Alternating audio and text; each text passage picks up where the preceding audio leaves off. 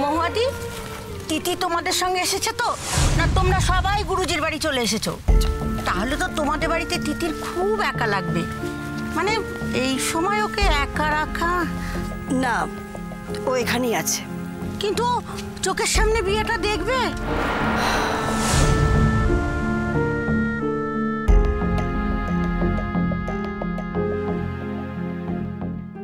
এই পুতুল, ওমা, ওই তো তিথি।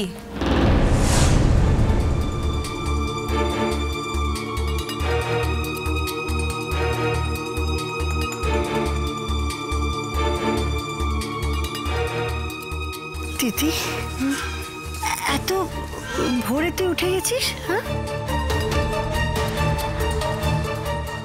আমার ঘুম আসছিল না। চল চল, যাবে আমাদের সাথে? পুকুরে জল সইতে যাচ্ছি, চল না, ভালো লাগবে। দেখ, নহবত পাচ্ছে।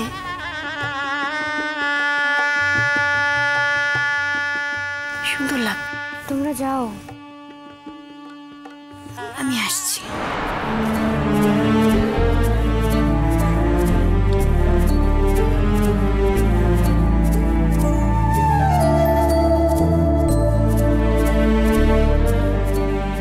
কি হলো? চলুন, আপনারা দাঁড়িয়ে গেলেন কেন? আসুন আসুন।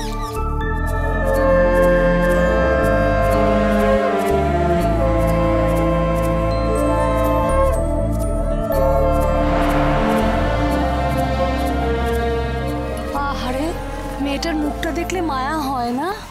আজ তো এই দিনটা ওরই হওয়ার কথা ছিল। আসলে দিদি, কথায় আছে না, জন্ম মৃত্যু বিয়ে তিন বিধাতা নিয়ে, এও হলো তাই। বিয়ের ব্যাপারটা কার কপালে কার সঙ্গে হবে কে খণ্ডাবে? মেঘলার কপালে হয়তো এই ছেলেই ছিল, তা কি করা যাবে? আমি আপনাদের কাছে একটা রিকোয়েস্ট করছি, হাত জোর করছি, এই নিয়ে সমালোচনা করা আপনারা বন্ধ করুন। দেখুন, আমি চাই না যে আমার তিথি এই কথাগুলো শুনুক। আপনারা তো সবাই বুঝতে পারছেন আমরা কি পরিস্থিতির উপর দিয়ে যাচ্ছি। আমি মা, কাউকেই ফেলতে পারছি না। কাকে ফেলবো বলুন? আমি তাই তো সব মুখ বন্ধ করে নিয়ম কাজ করে চলেছি। চলুন, দেরি হয়ে যাচ্ছে, বন্ধ করুন আপনারা এসব।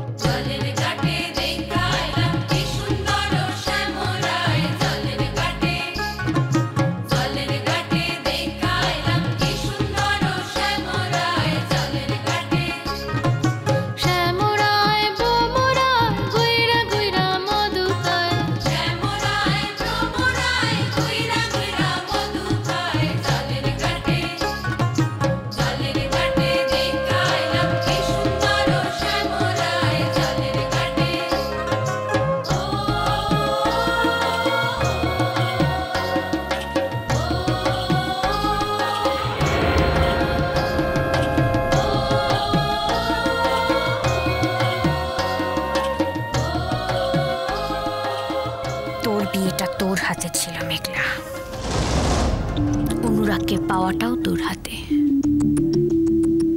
কিন্তু অনুরাগকে পেয়ে সুখী হওয়াটা কিন্তু তোর হাতে নেই।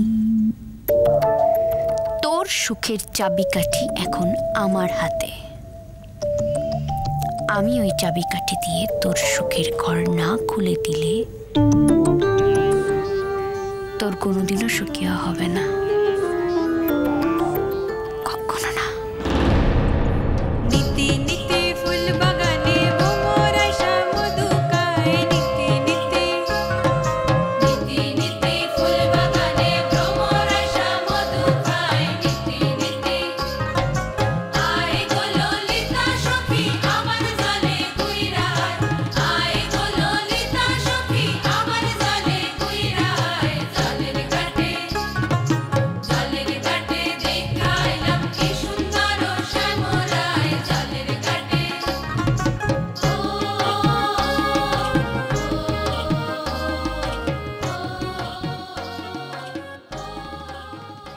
তিথি এসো, আমার কাছে এসো, চলো।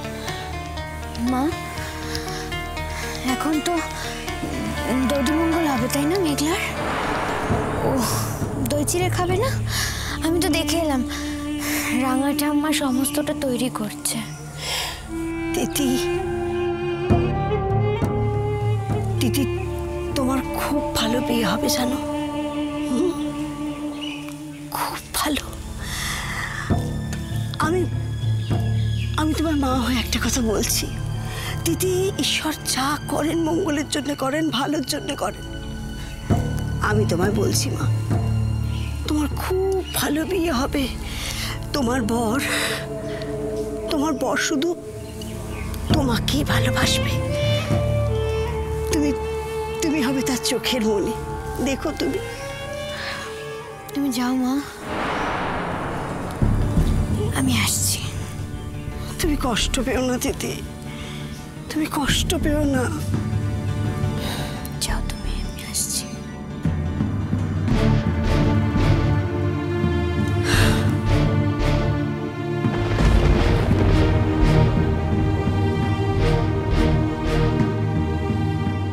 দিদি এসো তাড়াতাড়ি, হ্যাঁ?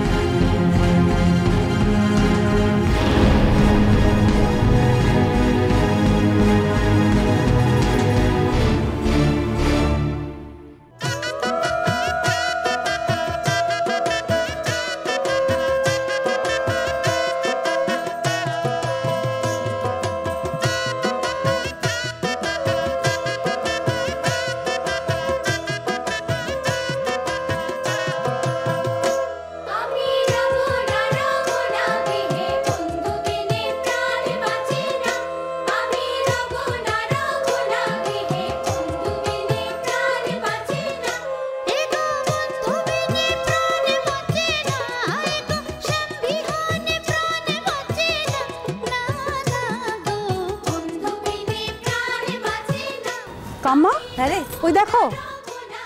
ও মা, ওই দেখো।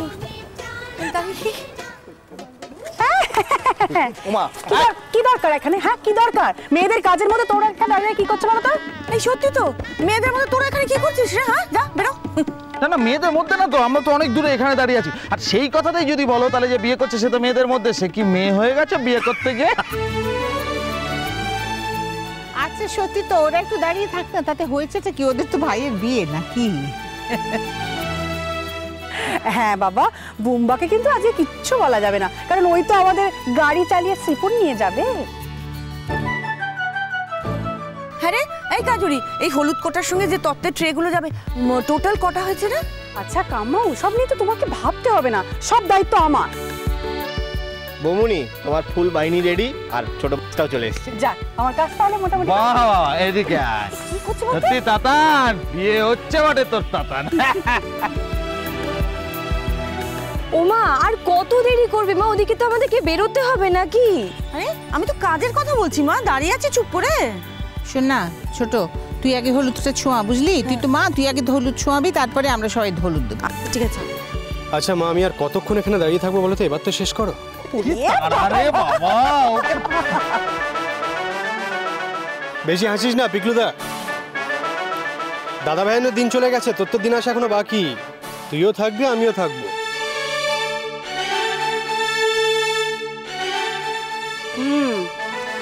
আচ্ছা তাতান,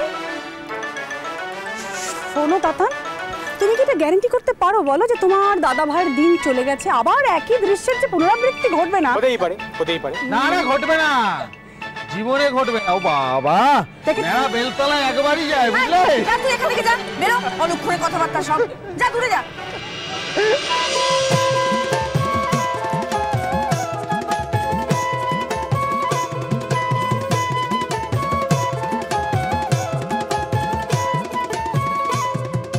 বাঁকা আঁখি কালো রূপ নয়নে লাইগা